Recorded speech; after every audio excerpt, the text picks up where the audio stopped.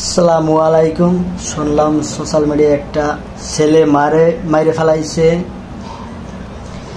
ছেলে প্রেম করে টাকা দেয় না, এই জন্য মাইরে ফেলাইছে, বেব ফ্রিজে রেখে দিছে। এটাই কি ঘটনার শেষ? আসলে আমি অনেকগুলো ভিডিও দেখলাম, অনেকে নিউজ করতেছে যে ছেলে তো বজ্জার ছেলে, মাইরে ফেলাইছে, প্রেম করে হাত খরচ দেয় না এই জন্য। আসলে কি এই জায়গাতে ঘটনাটা শেষ?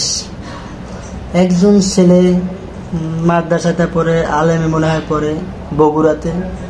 এই ছেলেটা নিজের মাকে এমনিতে মেরে ফেললো হত্যা করে। সে বলল ডাকাত আসছিল, ডাকাত ভাঙচুর করছে, পাশাপাশি তার মাকে মেরে চলে গেছে। কিন্তু যখন র্যাব এসে জিজ্ঞাসাবাদ করলো তখন আসল কথা বেড়ে আসলো, এবং ডিপ প্রেস থেকে মাল লাশ। এরপরে সেই ছেলের দাম সে হাউমাউ করে কান্নাকাটি করতেছে, এটা আমি কি করলাম? আসলে ঘটনা কি এখানেই শেষ? এই যে আমার সন্তান, এরা আমাকে যদি কোনোদিন আঘাত করে, এটা কি সহ্য করার মতো? মেরে ফেলবে তো দূরের কথা। আসলে কাহিনীটা কি? আসলে কেন এরকম হচ্ছে? বিভিন্ন জায়গা তো দেখেন, ছেলে যদি এডিটেড হয় তাহলে সেই কাজ করতে পারে, এটা ভেরি নর্মাল। কিন্তু সে সৎ ছেলেটা এডিটেড না, একটা প্রেম করতো, শুধু হাত খরচ লাগতো, মার কাছে চাইতো, এটার জন্য মা টাকা দেবে না, তা মেরে ফেলবে। এটা হচ্ছে কি জানেন, আমরা যারা বাবা মা আছি, আমাদের সন্তানের সাথে কি ধরনের বিহেভ করতে হবে এটা আমরা অনেকেই জানি না।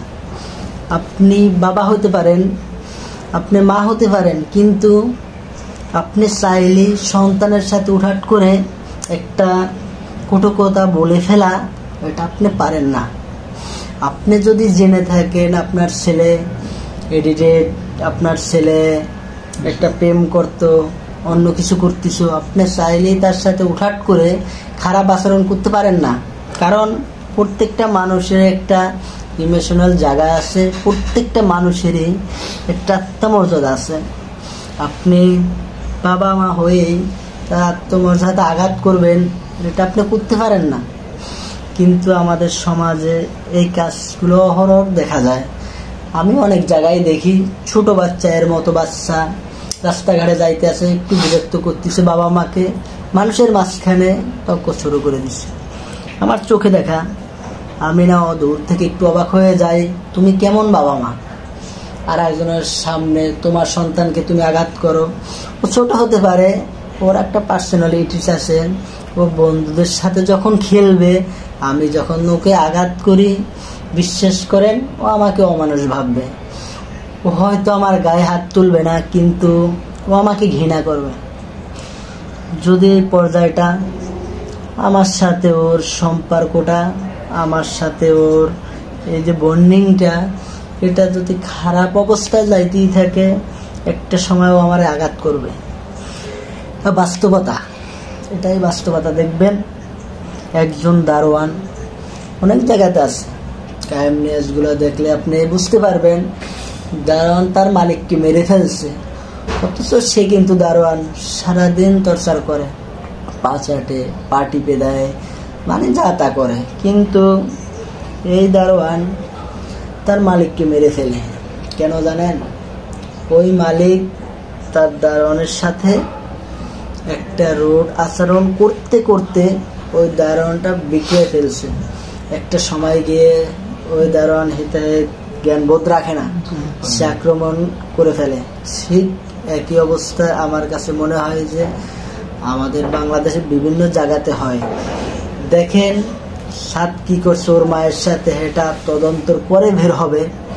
কিন্তু আমার কাছে যেটা মনে হয়, মা হিসাবে একটা ছেলে তার মাকে এভাবে আক্রমণ করতে পারে না।